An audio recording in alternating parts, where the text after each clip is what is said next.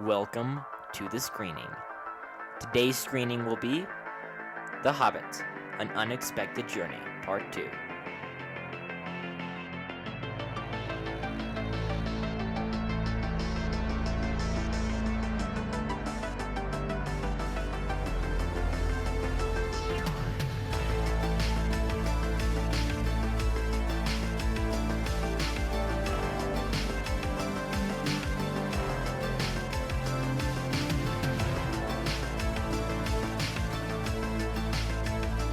Hey everybody, and welcome back to the screening.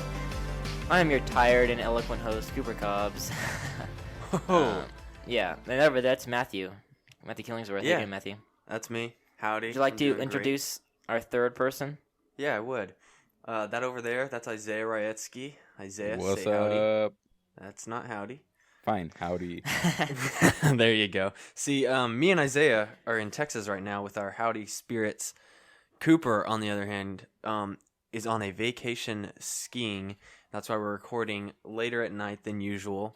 Cooper, do you want to tell everyone about your vacation? Yeah, so we're in New Mexico, Angel Fire, skiing. And it's really fun, but also really exhausting at the same time. And Yeah, I mean, you sound so excited. yeah. No, I Give us mean, some I love it. enthusiasm, buddy. Hey, talk to me tomorrow morning, and I'll tell you how excited I am. all right. But I Let you have get to your have a good coffee. night's sleep. Yeah, exactly. Coffee. I love coffee. But anyway, this condo is really cool. I'm in like the game room right now. It's a pretty good studio. And also, it's fun times. But I was gonna say, yes, I've done a lot of blacks, and nothing happened except for my thighs burning. So that's good. I'm perfectly Getting fine. a workout. Yeah. I haven't been skiing in quite a while. Yeah. Have you ever been skiing? I have. I've been skiing one time, and we were going for a week. So we got there on Sunday, got our skis rented and got all the gear, looked around the cabin, stuff like that. Then Monday morning, went out. I was skiing all morning, learning how to ski with my grandpa. It was super great. We met my dad for lunch, and then right after lunch, went on a, I'm like quoting with my fingers right now, harder ski course that probably wasn't actually that hard for my dad and grandpa. But then I fell and broke my arm. And I got to stay at the cabin the rest of the week. You got to. Nice. Man, I that's got tough. to. Yeah. It's pretty hot. Well, anyway, No, guys. It wasn't hot. Speaking of staying home, you know who's not staying home? Bilbo Baggins. He's on an adventure with some dwarfs. He's on a wizard. journey. That was pretty A smooth. very unexpected one. That's right.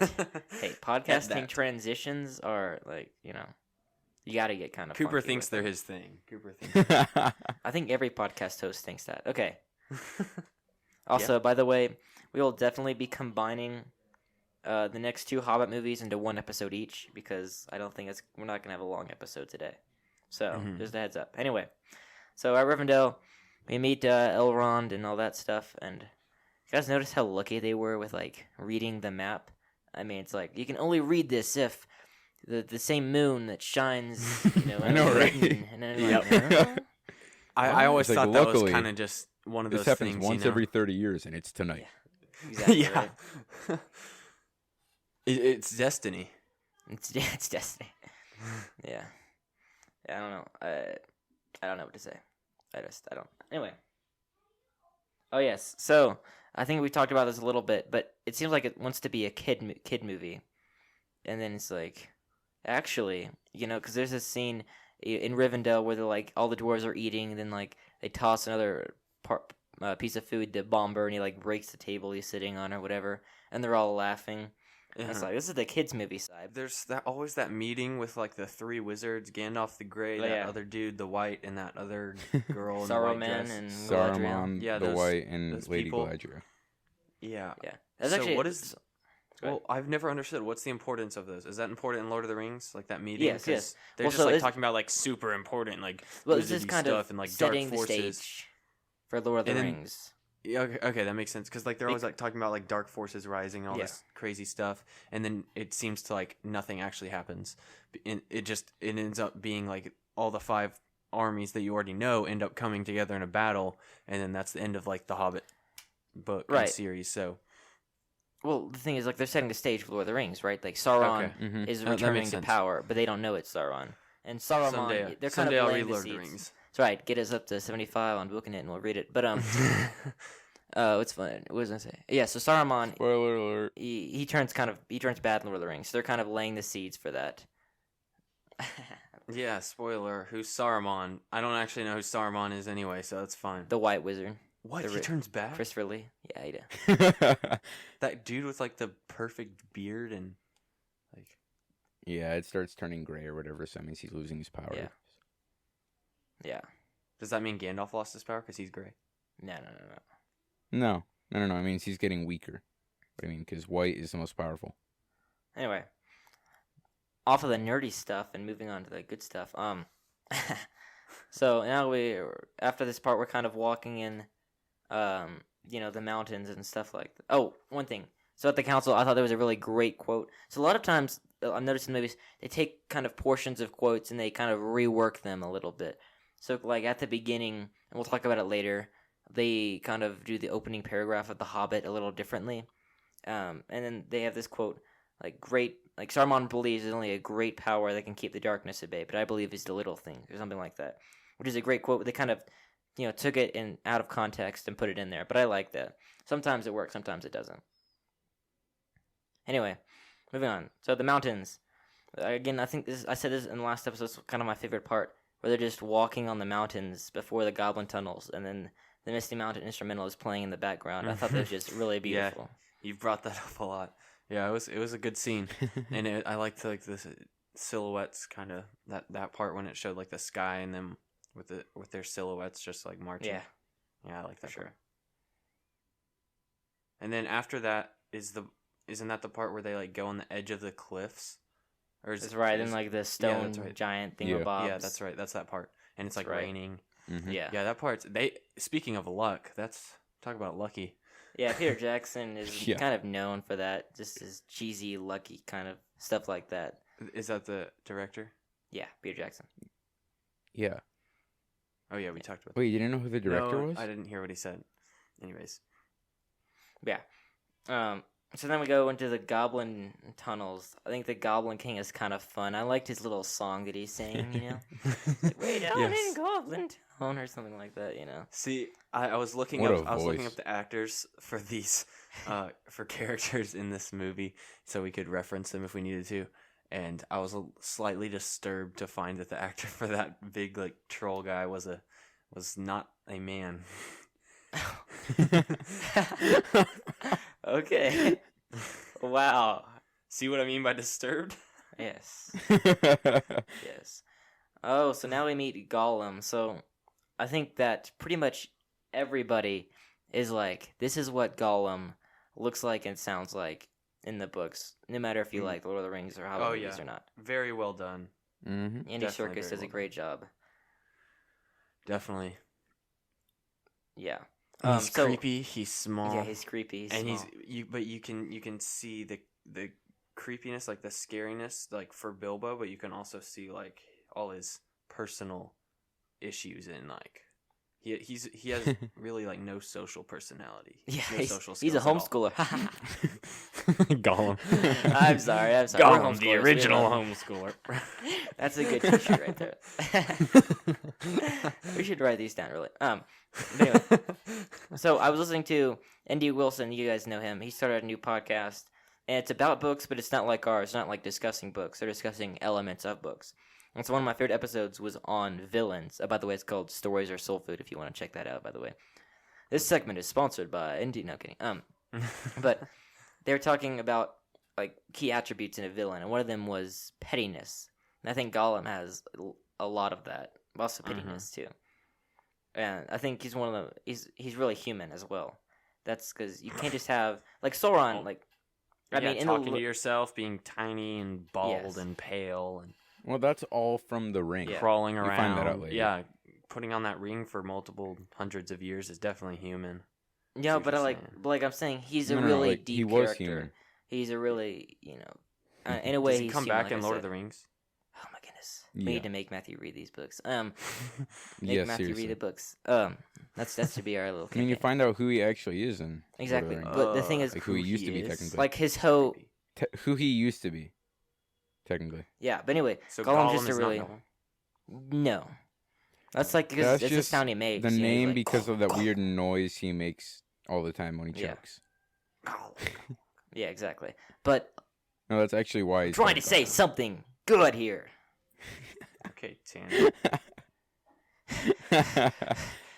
Anyway, so the thing is, Gollum is like a really great villain if he could be considered that, which I think he could. But you know, he just has the level of pittiness. You know, like courage is not knowing when to take a life; it's knowing when not to take one, right? And this his whole cycle, and I won't spoil it, like the end of Lord of the Rings and how he fits into that. It's really great, you know, and stuff like that. And I really think that Tolkien drew up really well, and I think that's one of the things that the movies, I guess, did really well. They made Gollum a good character, I think.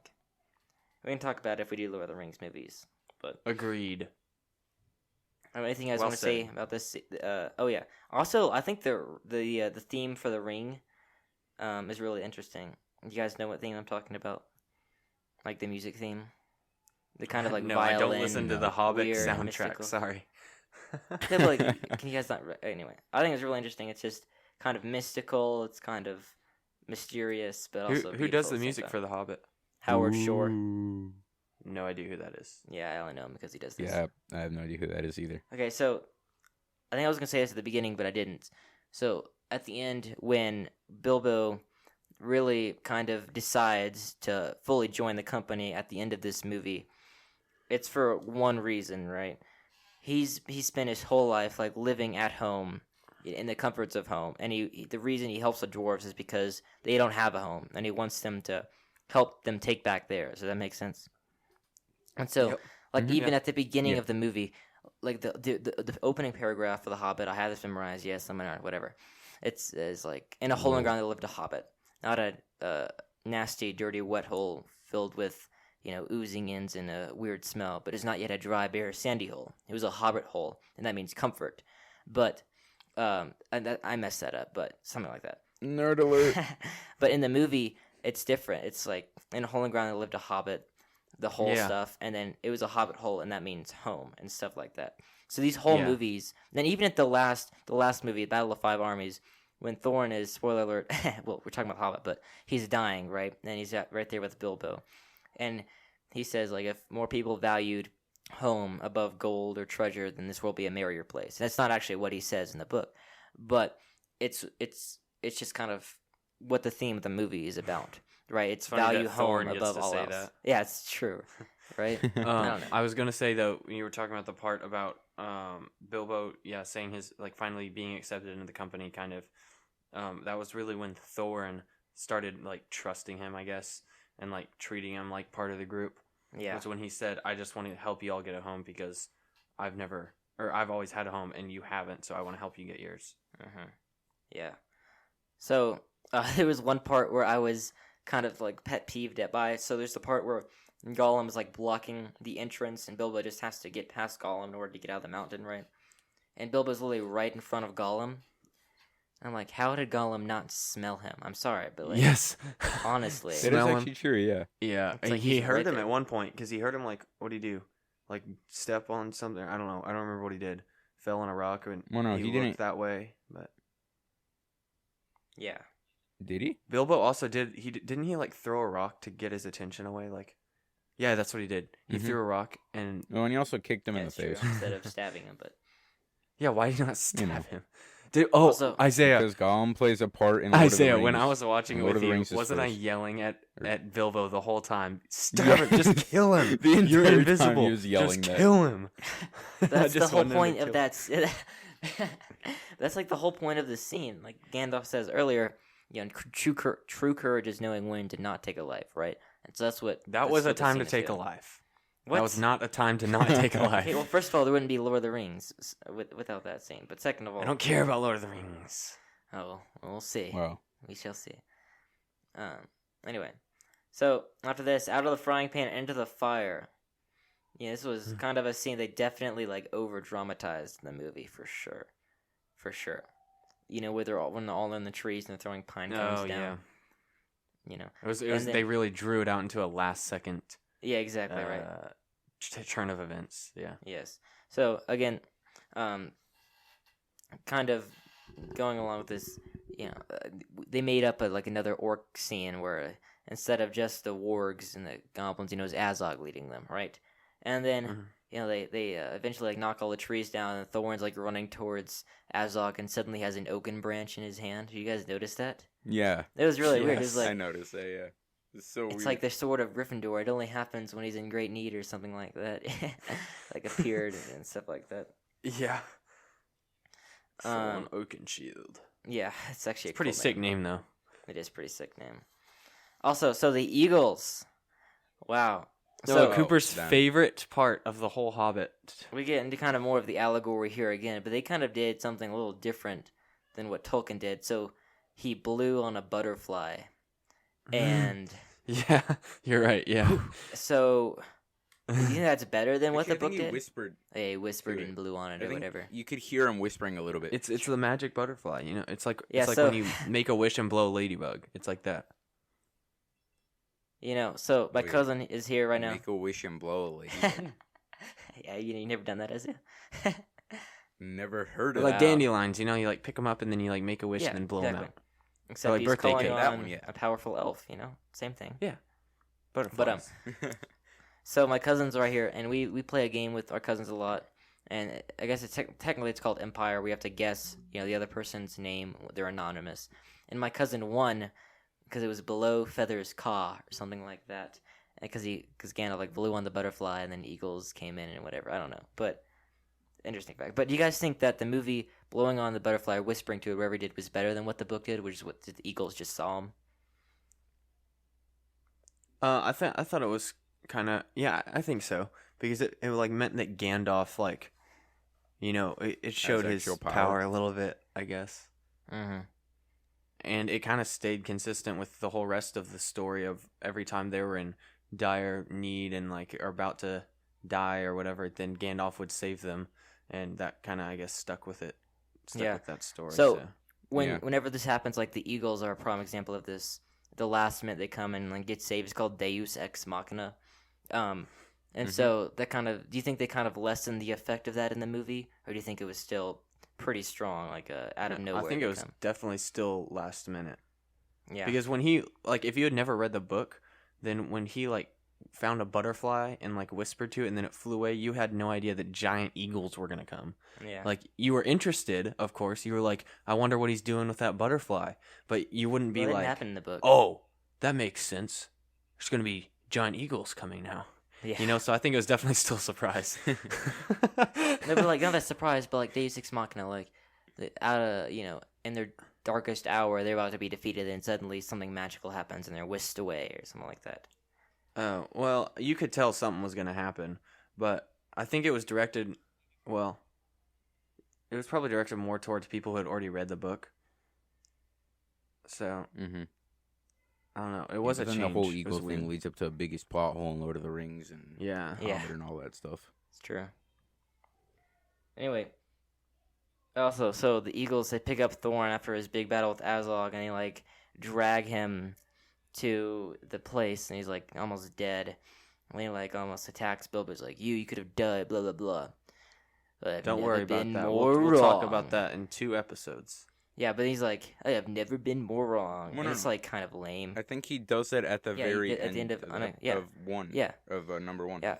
He's from the time I told you should have gone home, you had no place in the company. Well, I've never been more wrong. That's at the very end. And it's kind of really Peter Jackson that. No, yeah. Because he does it where he's pretending to be all mad. Right. It's one of those things. Yeah. It's so cheesy. Yeah. Yeah. Yeah. I was not a fan of how they did that. Yeah. Honestly, these movies could have been probably a lot better if they took out a lot of the cheesy stuff. A lot of which we'll talk about next episode. Don't we? So let's kind of wrap up our thoughts on this. This is going to be a really short episode, probably one of the shortest we've ever done on Booking It too. But so, Matthew, I want to go ahead and start with you. What are your kind of just overall thoughts on Unexpected Journey, and what are you looking forward to talking about the next episode? Oh well, it was alright. I don't think that. Well, actually, I'll say this: I definitely would not just go watch it just for fun ever again. I watched it once, and that was good, and then we decided to do episodes about it for the podcast. So I watched it again but like at this point, I don't think I'm gonna watch it again. So, if we were rating it with like what should we use to rate it this time? How many giant magical flying eagles out of 10? Sure. I would give it 6. 6. Giant magical flying eagles out of 10 Okay. giant magical flying eagles.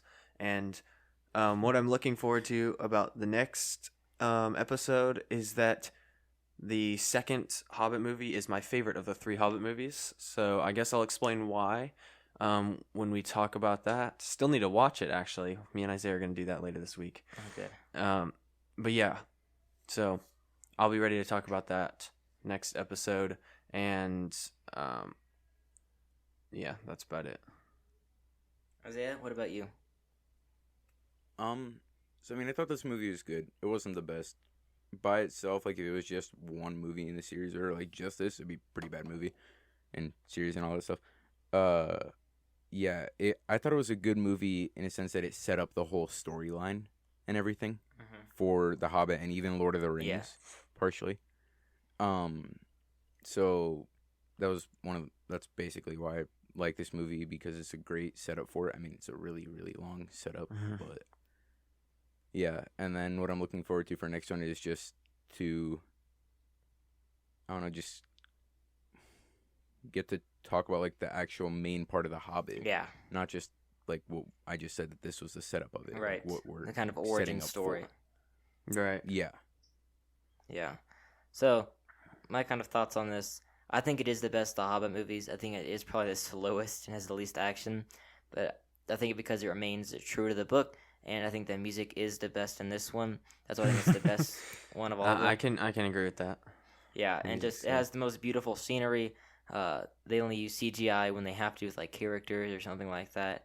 And I guess you could argue that's probably the cheesiest of the 3, but I mean, I'm willing to overlook some of that. But I'm willing to I'm looking forward to trashing Desolation of Smaug, even though I think it is the most entertaining of the 3. Which is why it's my favorite. Right, exactly. But the same thing with like Pirates of the Caribbean. Like the second one is probably the most entertaining, but is it the best one? I don't know. Maybe we'll do that sometime. I can trash those movies too. Anyway. Oh my gosh, dude. Those are good movies. Cooper, the hater over here. Yeah. I am the Did y'all know Cooper also, every time I see him, he mentions like some snide comment about how much he dislikes the soundtrack for No, that's not what I Yes, I'll it is. no, For Pirates of the Caribbean. I don't dislike yes, it. you do. I was listening to it last you night. don't like the No, soundtrack of that's Pirates of the Caribbean? Matthew is not right. I'd never Then said what that. is the I'm deal? saying then? it's not on the level of John Williams or something like that. And I'll explain. Here's not the pretty place. good though. Here's not the place to talk about it. It is Anyway, pretty good, today we're doing real quick for donor shoutouts. though. Wait, hold on, Cooper. Me and you forgot to do the rating it. At Oh yes, me and you did. 10 Okay. magical eagles. I'll give whatever. it 7, just because I think it's the best Hobbit movie. Yeah, I was gonna give it 7 just because it's a great setup movie for the series. Yeah. Well, I'm glad y'all are being honest about this, and Cooper's not like, 10 because it's the best, and the other ones have to be 9 and 8. 11.5. It wasn't No, that I didn't- good. I didn't like it that. was It's not all right. that good. It wasn't that crazy good, Okay. And especially since there was a book first that I think you both enjoyed, and you're kind of nerds about like the whole Hobbit, Lord of the Rings series thing. I think that brings your liking Mainly of the movies Hobbit. down a little bit. Yeah, it's true. Me and I'm Tanner are not both. really a nerd in Lord of the Rings. Oh, What? sure. The books are really slow and boring for me. You don't like it? Not the books, no. Oh. We want to talk about them. Get us to Same. $75 on BookNet. But anyway, okay. Just one person gets his shoutouts. No. $5 We're a doing month. we're That's all doing I one need. thing. Okay, so real quick, for donor shoutouts, we're gonna do a new segment called "What Have We Learned, Children, If Nothing Else." So Matthew, Oh, that was what have we bad, learned Cooper. That was if horrible. nothing else? If nothing else from this movie, we've learned that you can't stay at home forever, and sometimes you got to get out and get a breath of fresh air and enjoy some time with some dwarfs and some wizards and get in a few fist fights. That's right. You got to experience some stuff. Yes, some stuff. Yeah. Speaking of some stuff, we have one patron who gives us some stuff, if you know what I mean. So Isaiah, would you like to shout out our one donor for the screening? Thank you to Nolan Killingsworth. Nolan Killingsworth. That's right. If Tanner were here, would say thank you, Da Pony, but he's not here, so we're not going to Yes, say that. yeah. Yeah. Tanner likes No, to I give don't know people why he some calls fun him that. nicknames. Yeah, It's that's fun. true. Thank you so Yeah. much for listening. Sorry, it's a short episode. We'll be back in 2 weeks with a much longer, complete review of Desolation of Smaug. If you like it, probably don't listen to that episode. But anyway, please make sure to support us. Go to patreon.com/the screening. Donate $5 or more. We'll give you a shout out. If you can't donate for whatever reason, please leave a rating and review, and we really appreciate that. And until next time. This has been The Screening.